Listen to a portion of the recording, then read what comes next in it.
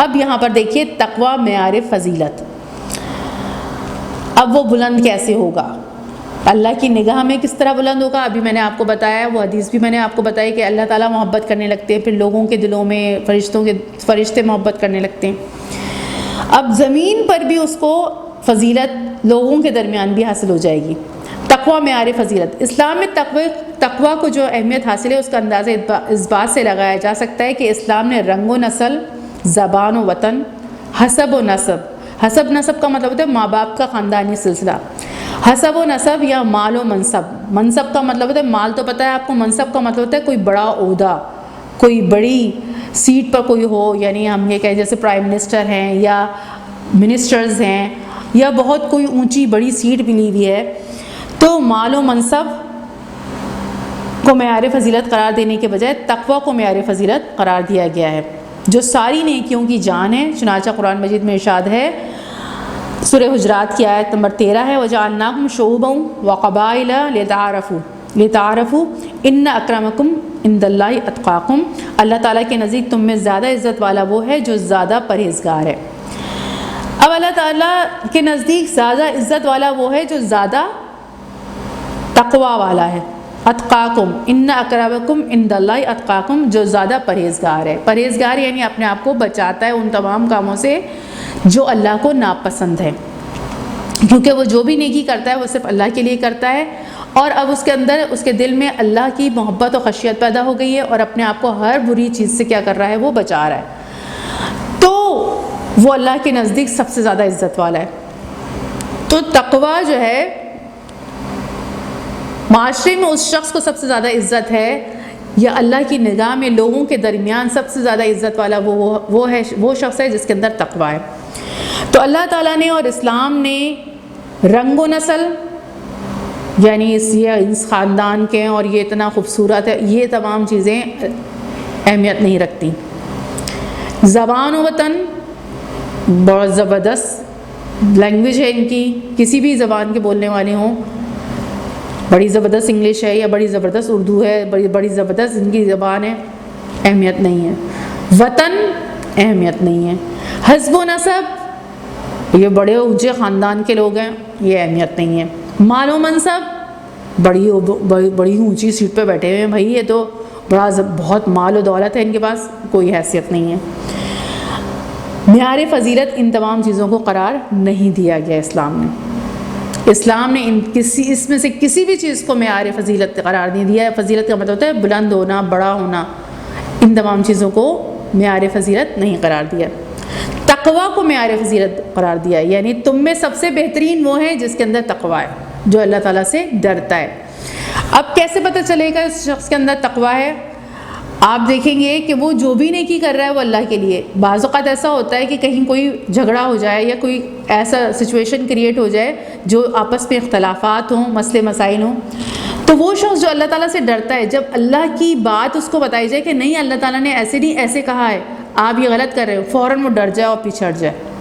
اس کا مطلب ہے وہ سب سے اچھا ہے اللہ کی نظر میں، اور وہ اللہ تعالیٰ سے کیا ہے، ڈرتا ہے، پرہیز کرتا ہے، ہر اس چیز سے پرہیز کرتا ہے، ہر اس چیز سے اپنے آپ کو بچاتا ہے جو اللہ کو ناپسند ہے. تو یہ اللہ کی نظر میں کیا ہے، سب سے بلند ہے. اب چاہے وہ کسی بھی نسل کا ہو، مسلمان تو ہونا بہت ضروری ہے، کیونکہ ایمان ہوگا تو نیکیاں قبول ہوتی ہیں، ایمان نہیں ہے تو کوئی نیکی نہیں ہے. ہمیں قرآن مجید میں فرمایا ہے کہ کوئی دوسرا دین لے کر آئے گا اسلام کے علاوہ، کوئی بھی دوسرا دین لے کر آئے گا اسے قبول نہیں کیا جائے گا. اس لیے ایمان کا ہونا تو بہت زیادہ ضروری ہے کہ اللہ کو مانتا ہو وہ، تبھی تو اللہ کے لیے نیکیاں کرے گا، اور اس کی نیت خالصتاً اللہ کے لیے ہو سکے گی. اگر اللہ تعالیٰ کو مانتا ہی نہیں ہے تو پھر تو اس کا مطلب ہے اس کی کوئی نیکی نہیں ہے، وہ برباد ہونے والا ہے. تو اس ایمان والا شخص ہو، اور ایمان والے شخص کے اندر ہر نیکی اخلاص اور تقوی کے ساتھ ہو، تو وہ اللہ کی نظر میں کیا ہے، بلند ہے، اور لوگوں کے درمیان بھی وہ زیادہ آسان شخص ہوگا، لوگوں کے لیے تکلیف کا باعث نہیں ہوگا. یعنی ایسے شخص کو سیدھی راہ دکھانا بڑا آسان ہے، صحیح بات پر عمل کروانا بڑا آسان ہے، اور لوگ بھی اس سے امن میں رہتے ہیں. یعنی وہ لوگوں کے لیے مصیبت کا باعث نہیں بنتا، وہ لوگوں کے لیے تکلیف کا باعث نہیں بنتا، اور اگر کوئی مسئلے مسائل کھڑے ہو جائیں تو لوگوں کو بھی اطمینان ہوتا ہے کہ اس کو تو اللہ کی بات بتائی جائے گی اور یہ فوراً سیدھے راستے پر آ جائے گا، کوئی مسئلہ نہیں ہے۔ یہ اصل میں بات ہے، شاید اس کو یہ بات پتہ نہیں ہے کہ اللہ تعالیٰ نے اس معاملے میں کیا حکم دیا ہے، تو لوگ اس سے بڑے اطمینان میں رہتے ہیں، بڑے سکون میں رہتے ہیں کہ نہیں وہ ایسا شخص نہیں ہے۔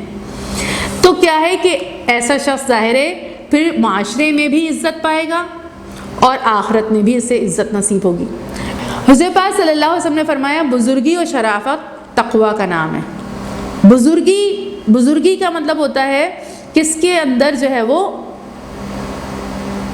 بڑائی ہے۔ بڑائی کس بات کی؟ یعنی حوصلہ اور ہمت، عالی ظرف، یعنی وہ فوراً اللہ تعالیٰ کی بات سن کے اپنی ساری بات ہتھیار ڈال دے، کہتے نہیں اگر اللہ نے کہا ہے اور اللہ کی رضا ہے تو اس کا مطلب ہے میں پیچھے ہٹ رہا ہوں، میں آپ کو کوئی تکلیف نہیں دوں گا۔ تو کیا ہے کہ یہ ایسا شخص بزرگ کہلائے گا۔ بزرگی ہوتی ہے کہ اس کے اندر عقل کی پختگی آ جائے، سوچ سمجھ بہترین ہو جائے۔ بہت سے بزرگ بھی ایسے ہوتے ہیں کہ وہ 80 سال کے بھی ہو جائیں نا تو بھی وہ دوسروں کو تکلیف دینے والے ہوتے ہیں اور سوچ سمجھ ان کی اچھی نہیں ہوتی، انہیں بات سمجھ میں نہیں آتی، تو وہ بوڑھے ہوں گے لیکن بزرگ نہیں ہوں گے۔ بزرگ وہ شخص ہوتا ہے، بزرگ چھوٹے عمر کا بھی شخص بزرگ ہو سکتا ہے اگر اس کے اندر سوچ سمجھ اچھی ہے، چیزوں کو صحیح سمت میں سمجھ لیتا ہے۔ تو کیا ہے؟ تو بزرگی اور شرافت کو تو آپ کو پتہ ہی ہے، شرافت شریف انسان کیا ہوتا ہے۔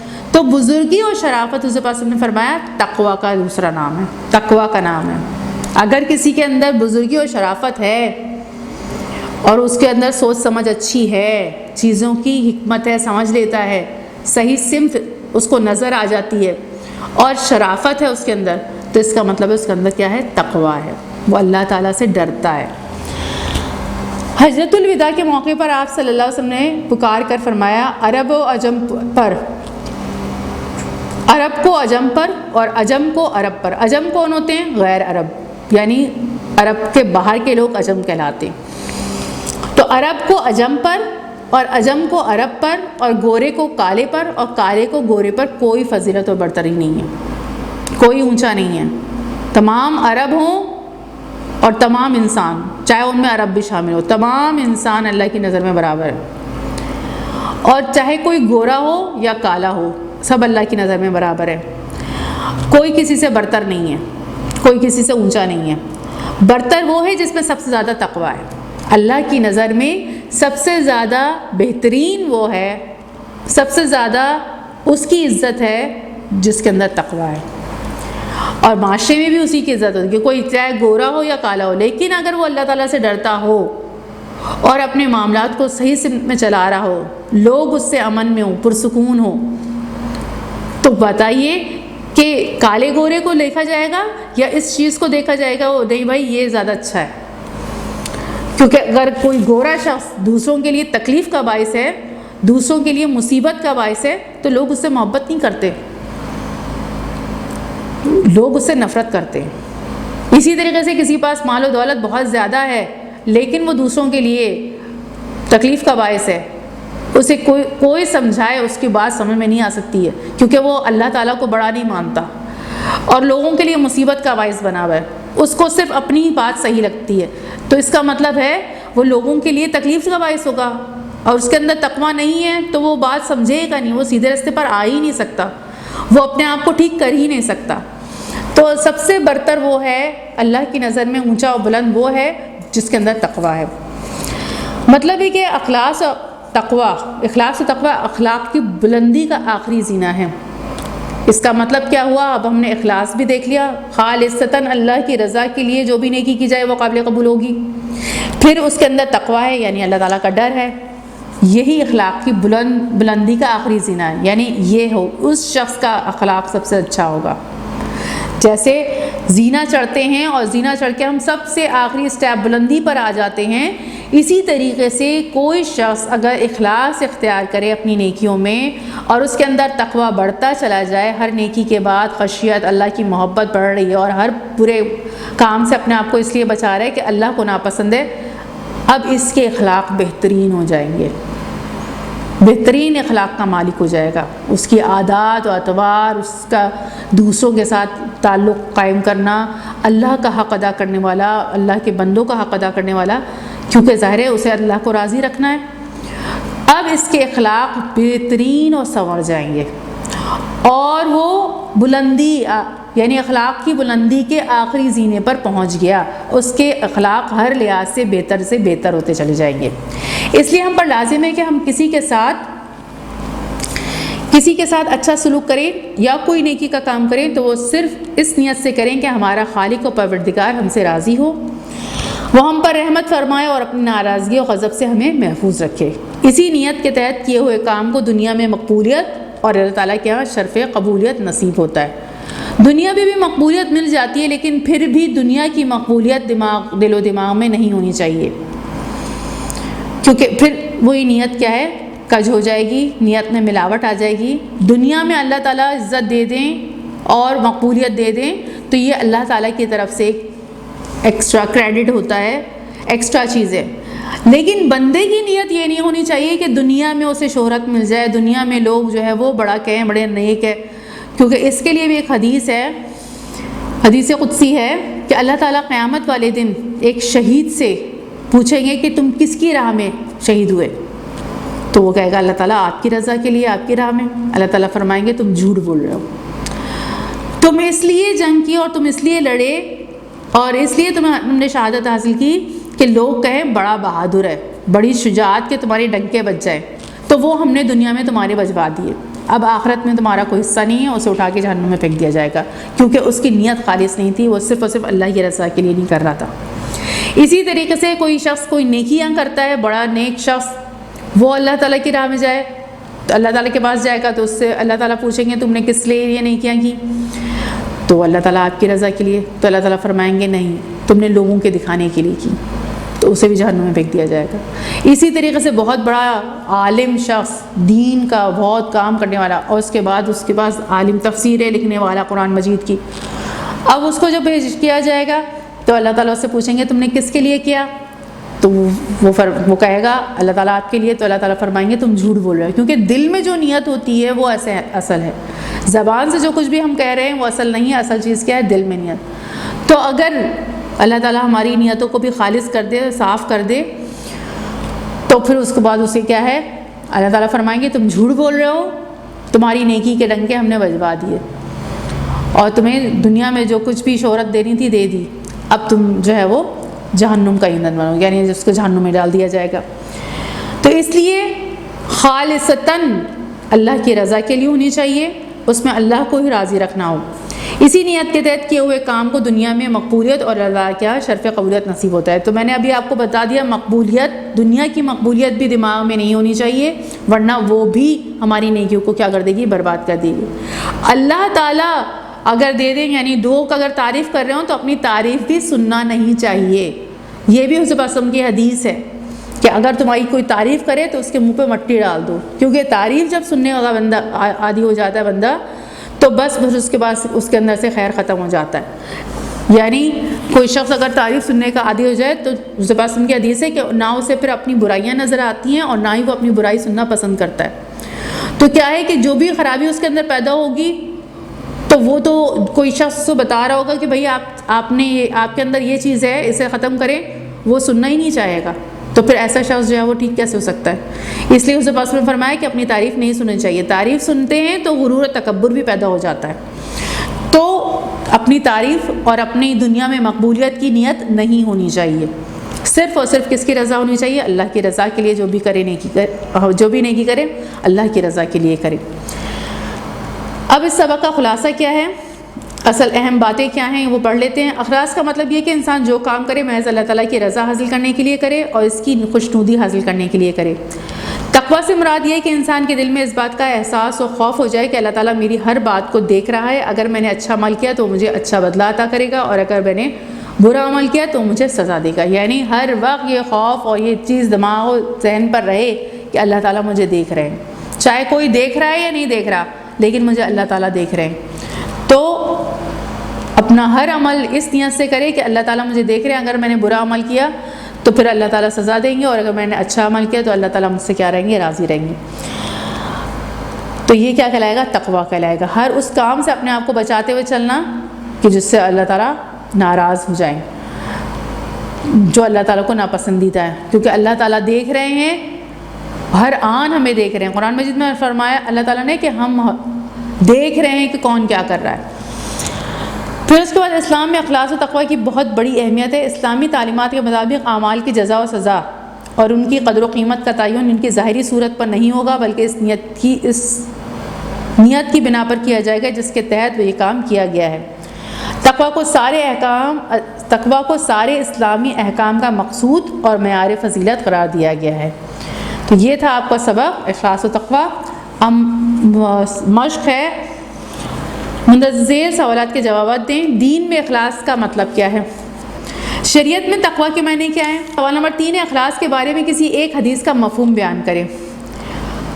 اب یہ جیسے یہ حدیث ہے انما الاعمال بالنیات، تمام اعمال کا دار و مدار نیتوں پر ہے۔ اب اس کو آپ نے اپنے الفاظ میں لکھنا ہے، یعنی اس کا جیسے ہم یہ کہیں کہ آیت ایز اٹ از الفاظ میں لکھی جاتی ہے۔ اگر آپ کے پاس سوال آئے یہ آیت لکھیں تو پھر اس کے بالکل وہی معنی لکھے جائیں گے۔ مفہوم کا مطلب ہوتا ہے کہ بات وہی ہو، لیکن یہ ہے کہ آپ اسے اپنے الفاظ دے سکتے ہیں، یعنی ہمارے سارے اعمال کا دار و مدار ہم جو بھی نیکی کریں وہ صرف اور صرف اللہ کی رضا کے لیے کریں، اور ہمارے سارے اعمال کا انحصار کس پر ہے؟ نیتوں پر ہے۔ تو تھوڑے سے الفاظ کو تبدیل کر کے، یعنی مفہوم وہی آئے، بات وہی ہو لیکن اپنے الفاظ میں کی جائے، تو اسے کیا کہتے ہیں؟ مفہوم۔ اور بھی حدیثیں میں نے آپ کو بتائی ہیں، تو آپ انہیں بھی جو ہے وہ اس میں کسی ایک کو لکھ سکتے ہیں۔ پھر اس کے بعد نمبر 4 کیا ہے؟ تقویٰ کے بارے میں کسی بھی ایک آیت کا مفہوم بتائیں۔